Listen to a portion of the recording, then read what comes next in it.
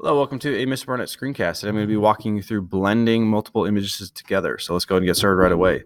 The images we're working with are this photo of this lion over here. You can get these both in Classroom, and then the sunset. And what we're going to do is make the lion kind of fade into the sun here. And then we'll add some text in it just to kind of practice that there. So to start with, this background layer, we don't really need to do anything with it.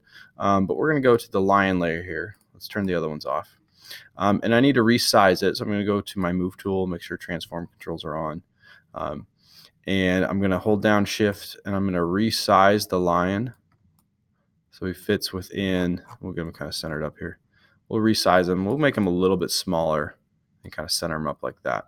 Okay, and then we'll go ahead and turn the sun layer. Oops, press enter. Okay, and then you can turn your sun layer back on. Okay, now the next thing we're going to do is we want to erase kind of the background.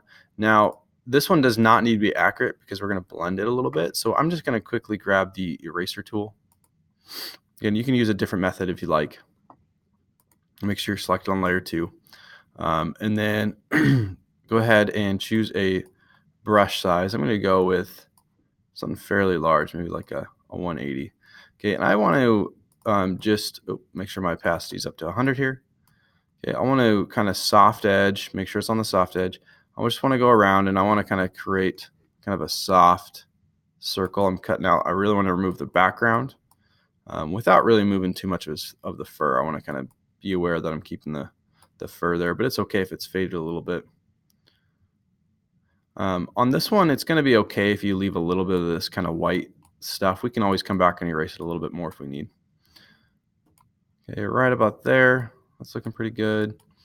Okay, now the next step is you're going to go to this little slider right here where it says normal, and this is how that image is reacting to the images underneath it. And so there's a bunch of different options, and honestly, you can go through any of these, and they will all do like a different look to it. So for instance, if you just did darken, okay, it's going to kind of like grab the dark elements and blend backwards. Multiply.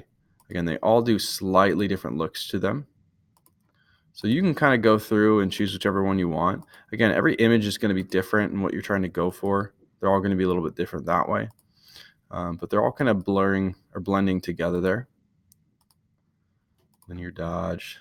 Again, I'm going to go with hard light for this one. I think it looks kind of contrasty.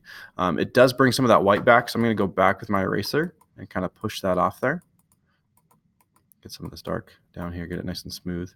Okay, and then what we're going to do is you're going to add some text to it. Let's go ahead and move this up so we got space for our text. Move them up there a little bit there. Okay, we're going to grab our text tool again, and we're going to click down below. We'll go ahead and type the word lion in there. Highlight it. Increase the size here. Move your text over and center it up. Okay, when you're choosing your text, just a quick reminder, you do need to choose stuff from Typekit. If you're not seeing Typekit, so if I go up here and I press this T button and none of these green TKs show up, or I haven't chosen any, you need to click down on the menu bar and sign back into Adobe Creative Cloud. If you're not signed in there, it will not give you those options. So go ahead and go through those. You can kind of slide and choose any of the fonts you want. I kind of like this one for this photo here. Go and do lion like that. Okay, and then you can add drop shadows and glows to that. Pretty simple lesson here. Once you finish this one up, go ahead and save it. And then I want you to go ahead and choose 2 images of your own. Choose yourself a background and then a subject, and do the same thing to it where you do the background, subject, and some font for it, and turn those 2 images into Classroom. And that is all for this lesson.